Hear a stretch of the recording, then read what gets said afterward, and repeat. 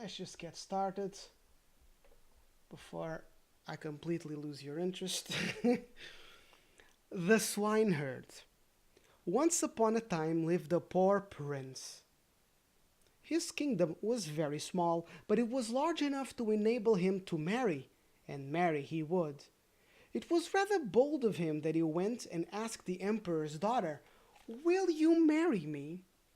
But he ventured to do so, for his name was known far and wide, and there were hundreds of princesses who would have gladly accepted him.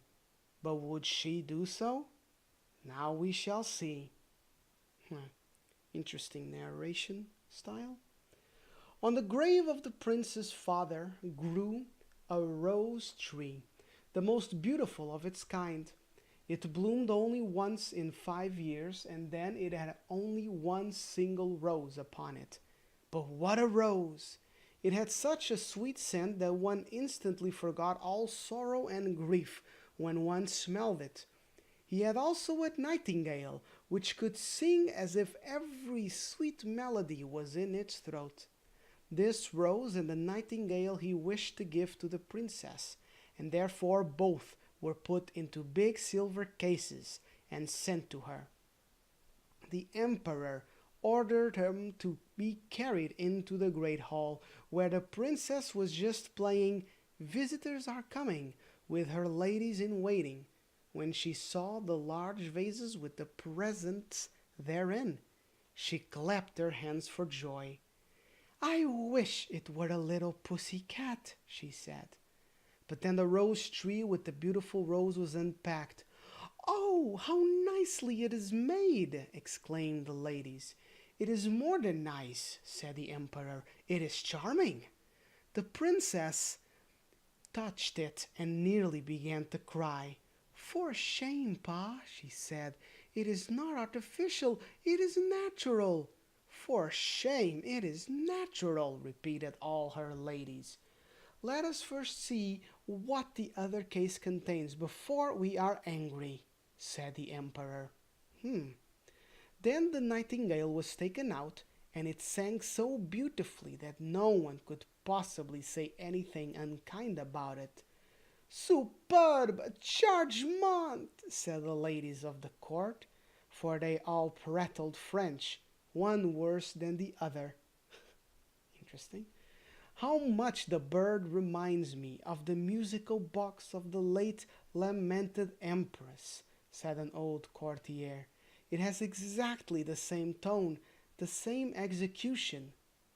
"You are right," said the emperor, and began to cry like a little child.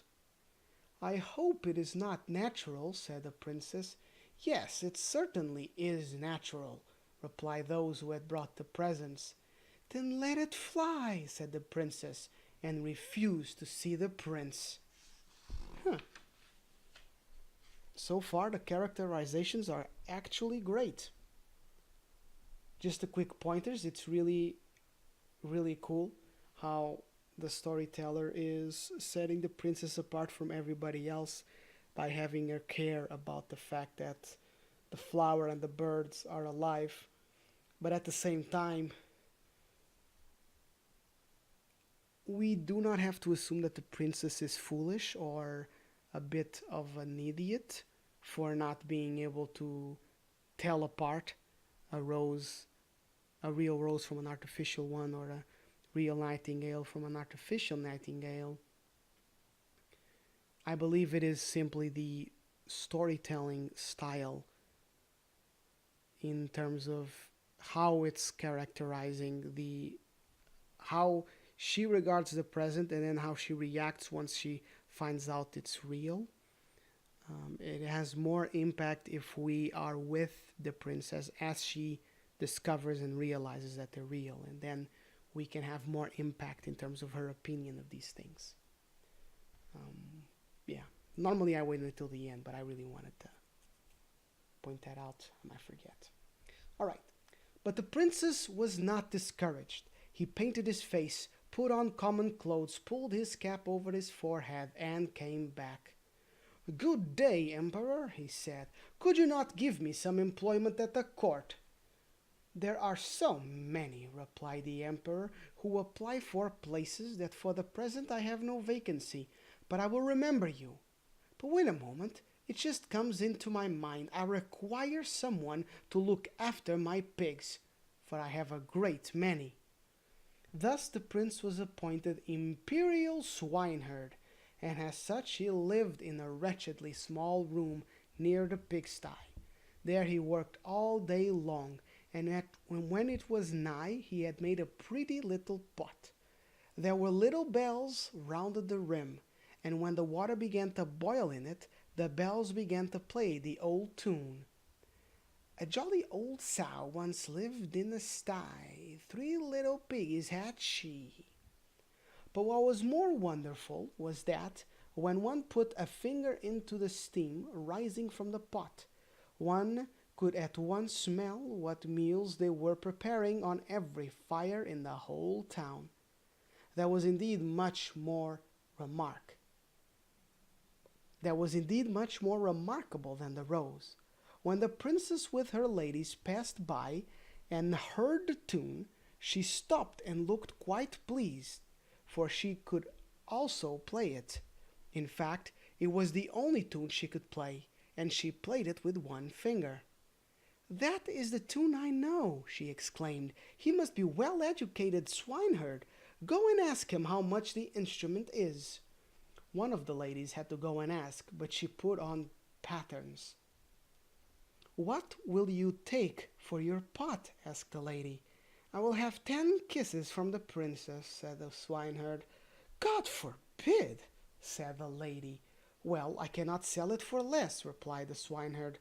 "What did he say?" said the princess. "I really cannot tell you," replied the lady. "You can whisper it into my ear."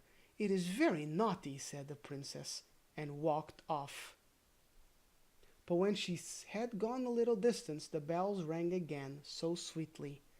"A jolly old sow once lived in a sty, 3 little piggies had she." "Ask him," said the princess. "It will be satisfied with 10 kisses from one of my ladies." "No, thank you," said the swineherd. 10 kisses from the princess, or I keep my pot." "That is tiresome," said the princess, "but you must stand before me so that nobody can see it." The ladies placed themselves in front of her and spread out their dresses, and she gave the swineherd 10 kisses and received the pot. That was a pleasure. Day and night the water in the pot was boiling. There was not a single fire in the whole town of which they did not know what was preparing on it, the chamberlains as well as the shoemakers. The ladies danced and clapped their hands for joy. And then there is a picture of him sitting by the pot with the ladies reaching out to him. It's very interesting. All right. "We know who will eat our soup and pancakes. We know who will eat porridge and cutlets. Oh, how interesting!" "Very interesting indeed," said the mistress of the household. "But you must not betray me, for I am the emperor's daughter." "Of course not," they all said. The swineherd, that is to say, the prince, but they did not know otherwise than that he was a real swineherd, did not waste a single day without doing something. He made a rattle which, when turned quickly around, played all the waltzes, galops, and polkas known since the creation of the world. Wow! "But that is superb," said the princesses passing by. "I have never heard a more beautiful composition. Go down and ask him what the instrument costs, but I shall not kiss him again." "He will have 100 kisses from the princess," said the lady, who had gone down to ask him. "I believe he is mad," said the princess, and walked off. But soon she stopped. "One must encourage art," she said. "I am the emperor's daughter. Tell him I will give him 10 kisses, as I did the other day. The remainder one of my ladies can give him." "But we do not like to kiss him," said the ladies. "That is nonsense," said the princess. "If I can kiss him, you can also do it. Remember that I give you food and employment." And the lady had to go down once more. "100 kisses from the princess," said the swineherd, "or everybody keeps his own." "Place yourselves before me," said the princess then. They did as they were bidden, and the princess kissed him. "I wonder what that crowd near the pigsty means," said the emperor, who had just come out on his balcony. He rubbed his eyes and put his spectacles on. "The ladies of the court are up to some mischief, I think. I shall have to go down and see." He pulled up his shoes, for they were down at the heels, and he was very quick about it. When he had come down into the courtyard, he walked quite softly, and the ladies were so busily engaged in counting the kisses that all should be fair, that they did not notice the emperor. He raised himself on tiptoe. "What does this mean?" he said, when he saw that his daughter was kissing the swineherd, and then hit their heads with his shoe, just as the swineherd received the 68th kiss. 68th. "Go out of my sight," said the emperor, for he was very angry, and both the princess and the swineherd were banished from the empire. There she stood and cried. The swineherd scolded her, and the rain came down in torrents. Wait, the swineherd scolded her? "Go out of my sight," said the emperor, for he was very angry, and both the princess and the swineherd were banished from the empire. There she stood and cried. The swineherd scolded her, and the rain came down in torrents. Well, that is very weird interaction. Then there is a picture of the king checking out the ladies, which are surrounding the princess kissing the swineherd. And according to the picture, the kisses are on the mouth, in case that is interesting to you. Then there is a picture of the princess crying under the rain with an umbrella. "Alas, unfortunate creature that I am," said the princess. "I wish I had accepted the prince. Oh, how wretched I am." The swineherd went behind a tree, wiped his face, threw off his poor attire, and stepped forth in his princely garments. He looked so beautiful that the princess could not help bowing to him. "I have now learned to despise you," he said. "You refused an honest prince. You did not appreciate the rose and the nightingale, but you did not mind kissing a swineherd for his toys. You have no one but yourself to blame." And then he returned into his kingdom and left her behind. She could now sing at her leisure. "A jolly old sow once lived in a sty. 3 little piggies had she." And that is the story of the swineherd. And as you can see, it's a good thing that I gave my thoughts on, well, let's make a proper transition. That is the swineherd. I hope you enjoyed the tale. It was a good thing I gave my thoughts at the very start in regards to how the princess thought of the pigs. Let me put one of the pretty pictures. I'll flip through the pictures as I talk. Oops, there's one. So I first commented on this one, and I really thought the story was pointing out the princess's good character for refusing the live flower and the live nightingale, disappointed that they were not plastic and a toy. I thought that the point of that story was that because it first describes the rose, that the point of that writing was to point out that she was sad that the rose had been killed and that the nightingale was imprisoned. But it seems to me that the real point was to emphasize how she was expecting toys, and because she didn't receive toys, which is to mean meaningless trinkets, she was disappointed. And because she was disappointed, she rebuked a prince who wanted to marry her before getting into any acts of intimacy. So the prince becomes a swineherd and builds toys, and very wonderful toys that are, though meaningless. These toys can be worked to reveal who's eating what and who likes what kind of food, which is, again, nothing when compared to the beauty and marvel that was the nightingale and the rose.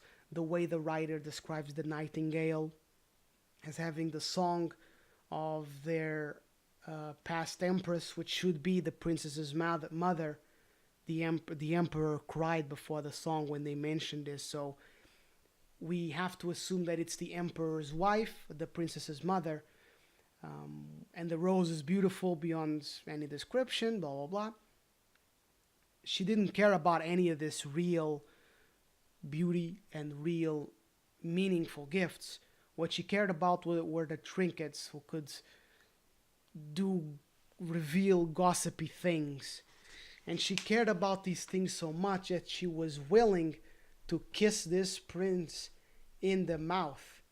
Now, nowadays, this would be not as meaningful, but what's good about this story is that you do not need to understand the context, the historical context of this act, because the story itself describes the perception of kissing the swineherd on the mouth 10 times and then 100, such that she refuses. The ladies think it is ghastly, they call it very naughty, but the princess eventually accepts, basically to sell her dignity, so to speak, in return for these trinkets.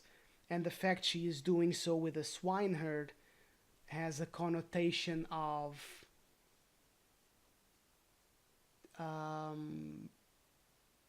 well, there's two ways to look at this, right? Nowadays we hate classism and a class thinking that they're superior to another just because of how they were born, just because of the station that they were born into. But in this story, the fact is that the prince is a man of specifically more renown, and the swineherd is just a swineherd. So it is simply driving the point home, not to say that. I don't think the point is that swineherds are less worthy of a princess's love than a prince. The point is that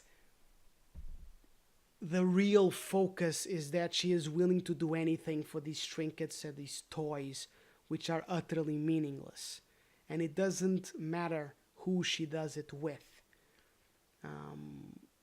For example, if she would be doing this kind of thing with a prince, you would be able to maybe think that she was thinking, well, if anything, it is a prince, so no one will think badly of me, or I can eventually turn this into some kind of gain because the prince can get me more stuff, more money, more kingdoms, etc. But a swineherd has nothing to offer her other than the trinkets and toys that she is kissing him for. So this is simply to drive home the point that her only interest are the meaningless toys.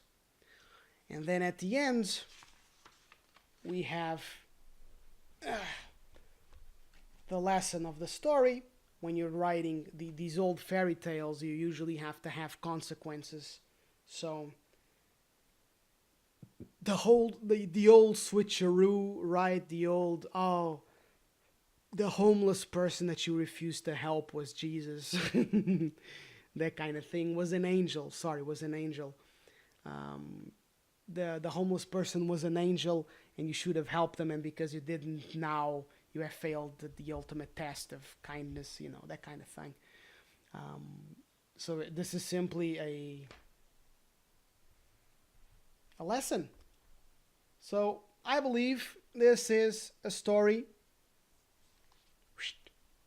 aimed specifically at young girls, but from which young boys can also learn. I believe it is pretty obvious once we're done examining, and that is materialism isn't worth it. You know, girls don't care about trinkets more than about the real value and the real presence that's, well, not presence. I'm sorry. Do not put more value into meaningless trinkets than you would into thoughtful gestures and or gifts. The nightingale and the rose are thoughtful gestures that the prince went through a lot of trouble and passion to devise. It is the comparison between buying some earring, some gem earring, and going back to the girl's hometown and finding out because you talked to her mother, because we talked to her mother, we find out that she really enjoyed a particular park, so you prepare a date there, or you grab something out of the park and make a gift out of it. You know, like something thoughtful, something that takes effort and true passion. And that is a lot more meaningful than trinkets and whatnot. And from the boy's perspective, well, when a girl rejects a thoughtful gift because all she wants is trinkets, hey, you, we are, the little boy is, shouldn't be disappointed. I'm trying to phrase this because nowadays this is a heck of a minefield, right? Um, I'm trying to phrase this in a way that won't possibly offend or insult you who can be listening. I think the lesson is pretty clear for the young boy and girl that you would be reading this to. That is to rebuke materialism in lieu of meaningful gestures and or gifts. And there goes whatever you're, regardless of whether you are a boy or a girl.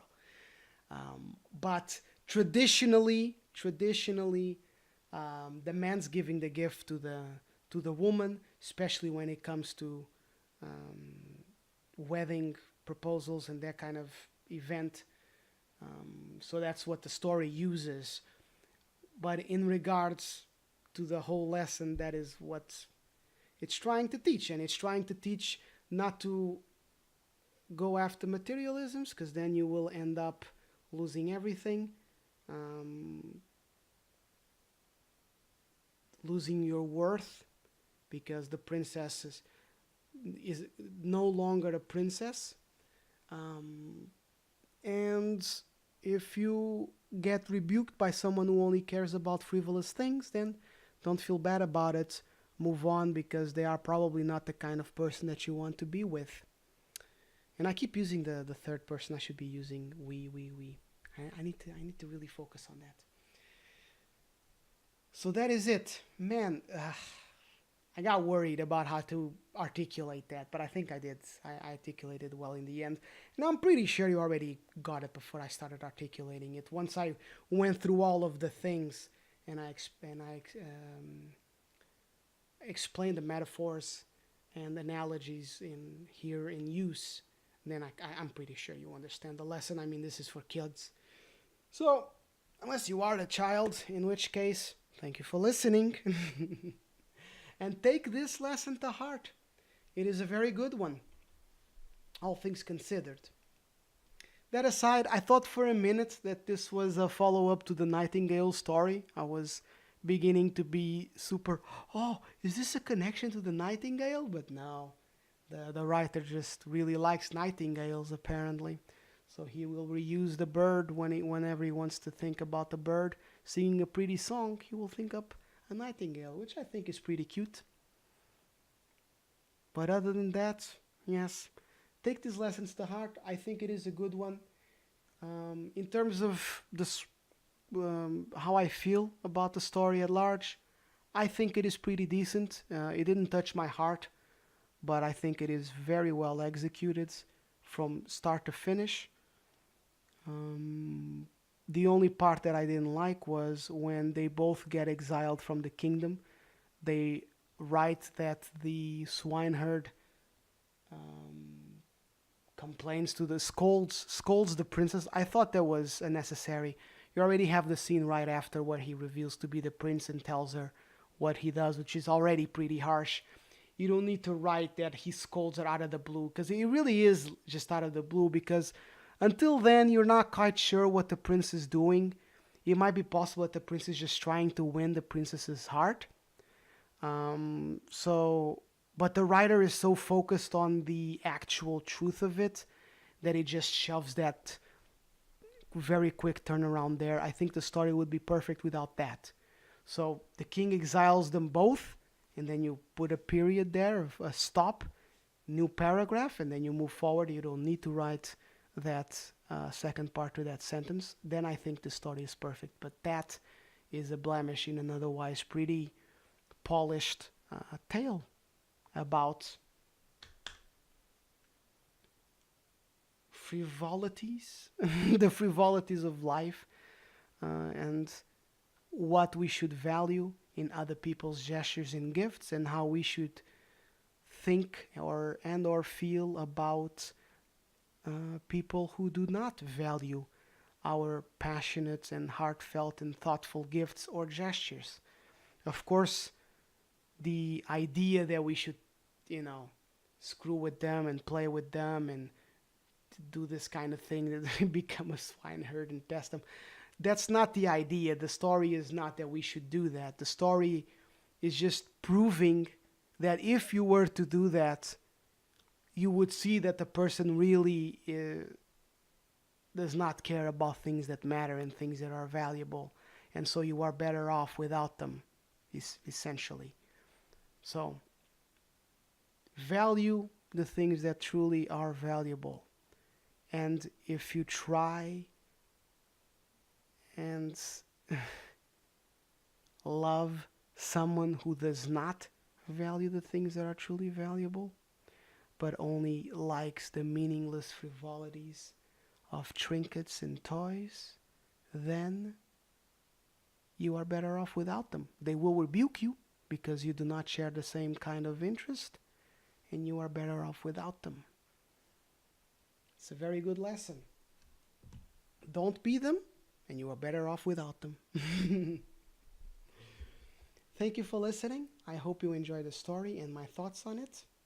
This has been Cuscopia with another classic fairy tale by Hans Christian Andersen.